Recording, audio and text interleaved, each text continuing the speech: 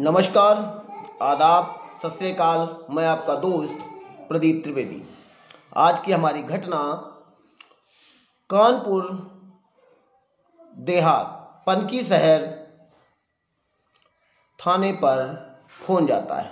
कुछ लोग बताते हैं कि थाना पनकी के अंतर्गत एक पतरसा गांव आता है। वहां पर एडवोकेट संजीव कुमार का चैम्बर बना हुआ है। उसी के बगल में उनका विद्यालय चलता है और उसमें बहुत ज़ोर से आग लगी हुई है और आग में एक व्यक्ति चिल्ला रहा है। ज़ोर ज़ोर से चिल्ला के अपने आप को बचाने के लिए बोल रहा है, लेकिन दरवाज़ा बाहर से बंद है। पुलिस को जब सूचना मिलती है तो कहती है, मुझे पहले से ही सूचना प्राप्त हो गई है, मैं रास्ते में हूँ और जल्द ही पहुँच रहा हूँ। जब पुलिस वहाँ पर पहुँचती है तो थाना पनकी की पुलिस, थाना पनकी के ACP TP Singh, ADCP Akash Patel और डीसीपी विजय ढोल साहब, सभी लोग घटनास्थल पर पहुंचते हैं। दरवाजे को तोड़ा जाता है क्योंकि आग बहुत ज़्यादा थी और अंदर एक व्यक्ति की अधजली लाश पड़ी हुई थी, क्योंकि इतना जल गया था कि उसकी मौत हो चुकी थी। लाश को पुलिस वाले सहयोग से बाहर लाते हैं। तब तक वहीं पर जो व्यक्ति मृतक था उसका भाई अनुज कुमार भी आ जाता है।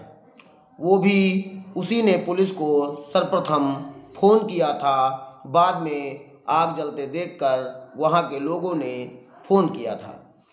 अब अनुज कुमार बताता है कि मेरे भाई मेरे साथ में ही रहते हैं और हम अपनी ससुराल कानपुर देहात के रायपुर के जग्गूपुरवा में रहते हैं और मेरे जो भाई हैं इनका नाम दयाराम सोनकर है और दयाराम सोनकर समाजशास्त्र के प्रवक्ता हैं, समाजशास्त्र पढ़ाते हैं और ग्राम विकास इंटर कॉलेज रसधान है जो कानपुर देहात में ही पढ़ता है, वहाँ पर ये इंटर कॉलेज में प्रवक्ता है।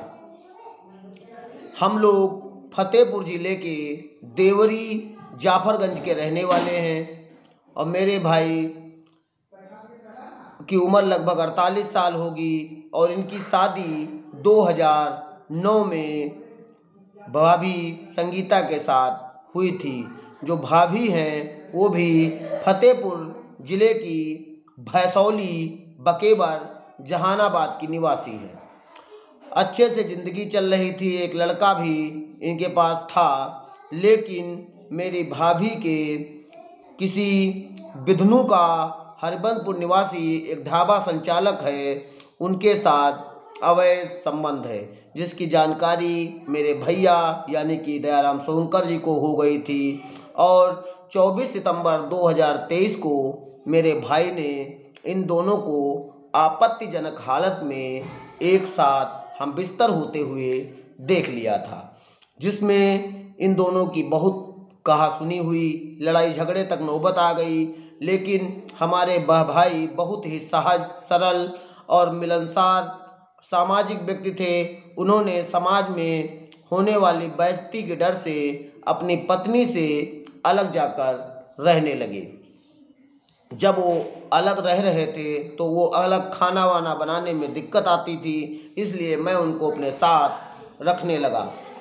ऐसे में पुलिस केस हुआ और धीरे धीरे ये पुलिस केस कोर्ट केस में तब्दील हो गया, जिससे हमारे भैया और भाभी के संबंध धीरे धीरे गुस्से में परिवर्तित होते चले गए। मुझे भी बहुत कष्ट था, लेकिन भाभी जो थी वो बहुत फैशनेबल किस्म की थी। जब घर से निकलती थी तो सज संवर कर श्रृंगार कर मतलब उनका चालो चलन कहीं से भी अच्छा न था। ऐसी स्थिति में मेरे भैया ने बहुत बार समझाया, लेकिन उनके स्थिति में किसी प्रकार का कोई परिवर्तन नहीं आया। लेकिन जब अवैध संबंधों के बारे में पता हुआ तो उन्हें बहुत बुरा लगा, लेकिन सामाजिकता के डर की वजह से वो अलग रह रहे थे। 28 जनवरी 2024 को फोन आया कि संजीव कुमार का, इसके पहले भी बार बार फोन आ रहा था और 28 जनवरी 2024 को भी फोन आया कि तुम्हारा इस तरह तो बहुत दिनों तक मुकदमा चलता रहेगा, आप यहाँ जिला सेशन कोर्ट, फैमिली कोर्ट में लड़ोगे, फिर हाई कोर्ट में लड़ोगे, फिर सुप्रीम कोर्ट में लड़ोगे, लेकिन इसका रिजल्ट कुछ आने वाला नहीं है। यहाँ पर तुम्हारी पत्नी को भी बुलाया है, आओ तुम दोनों का बैठकर फैसला करवा देता हूँ।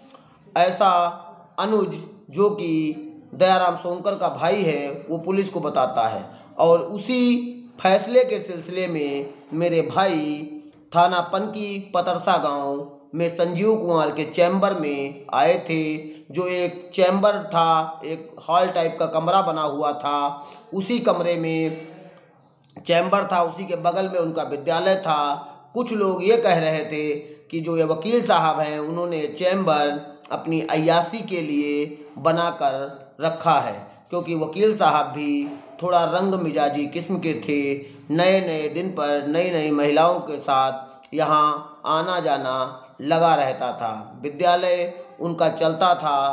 और जब मेरे भाई यहाँ पहुँचते हैं तो यहाँ पर भाभी संगीता, उसका कथित प्रेमी पवन और वकील संजीव कुमार पहले से ही यहाँ पर उपस्थित थे। और थोड़ी देर बातचीत करने के बाद मेरे भाई से यहाँ पर कुछ कागज़ों पर साइन कराने के लिए ये लोग ज़बरदस्ती करने लगे। जब ज़बरदस्ती की हद हो गई तो इन लोगों ने मेरे भाई को इस कमरे में बंद कर दिया। लेकिन जब कमरे में बंद किया तब मेरे भाई ने मुझे फ़ोन मिलाया और सारी बात बताई कि मैं यहाँ आया था, फैसले के लिए मुझे बुलाया गया था, लेकिन मुझे कमरे में बंद कर दिया है। और वो लोग ये कह रहे थे कि इन कागज़ों पर साइन कर दो, अन्यथा तुम्हें कहीं न कहीं मार दिया जाएगा।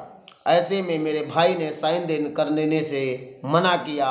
और उसके बाद जब उन लोगों ने मिट्टी का तेल व पेट्रोल छिड़क कर यहाँ आग लगा दी तो जलने लगे। उसके बाद इन्होंने बताया आग लग गई है, तुम जल्दी से पुलिस को फ़ोन करो और यहाँ आ जाओ। इनके बताए अनुसार मैं यहाँ पर पहुँचा, लेकिन बार बार मैं फ़ोन मिला रहा था और नंबर इनका स्विच ऑफ हो गया। और जब तक मैंने आपको फ़ोन मिलाया मैं यहाँ पर पहुँचा, जब मैं यहाँ पर पहुँचा हूँ उसके पहले ही मेरे भाई की मृत्यु हो गई।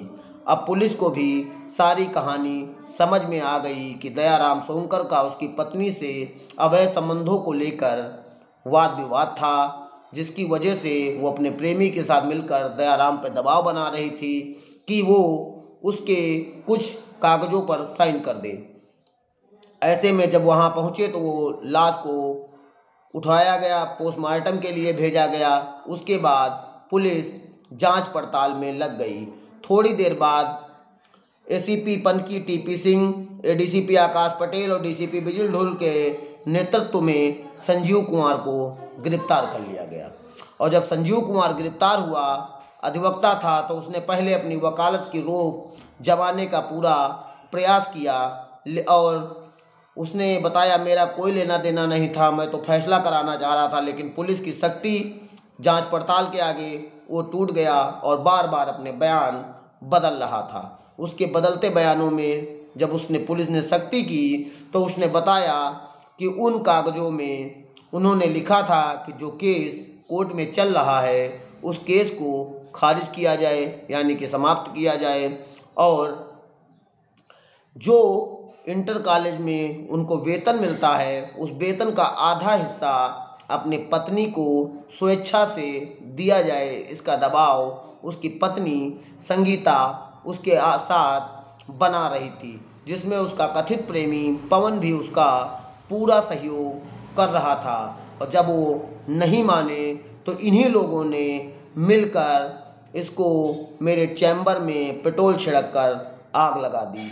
पत्नी के इस क्रूर व्यवहार, अमानवीय व्यवहार जिसने भी सुना वो सन्न रह गया। पुलिस अभी तक, जब तक ये कहानी लिखी गई थी, तब तक उसके पत्नी व उसके प्रेमी को पकड़ नहीं पाई थी, लेकिन जल्द ही पुलिस इन दोनों को पकड़कर भारतीय दंड संहिता की धाराओं के अंतर्गत मुकदमा पंजीकृत करते हुए इन दोनों को भी जेल भेजा जाएगा, क्योंकि जो एफआईआर है, एफआईआर में दयाराम सोनकर के भाई अनुज ने वकील संजीव कुमार, कथित प्रेमी पवन, भाभी संगीता, 2 अन्य लोगों के खिलाफ भी मुकदमा पंजीकृत किया है।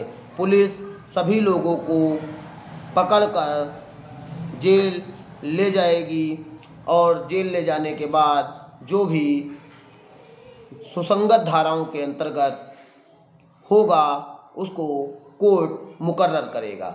लेकिन आज की हमारी घटना में आप देखेंगे कि एक पत्नी जो 2009 से 2024 तक अपने पति के साथ अच्छे से 23 तक जीवन व्यतीत कर रही थी और अवैध संबंधों के मकर जाल में फंसकर वो अपने पति को ही, जो कि एक इंटर कॉलेज में समाजशास्त्र का प्रवक्ता था, अच्छे से परिवार चल रहा था, कानपुर में उसका मकान बना हुआ था, सभी लोग, एक लड़का भी था, रह रहा था, 48 साल उसकी उम्र हो चुकी थी। ऐसी स्थिति में भी वो इस प्रकार की वारदात में शामिल होती चली गई और जिसका आखिर में परिणाम बहुत ही गलत हुआ।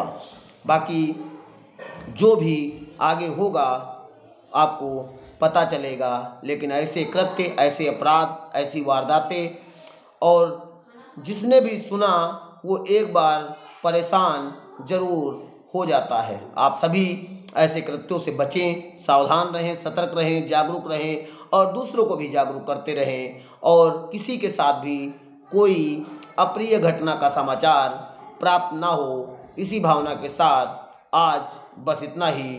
जय हिंद, जय भारत, धन्यवाद।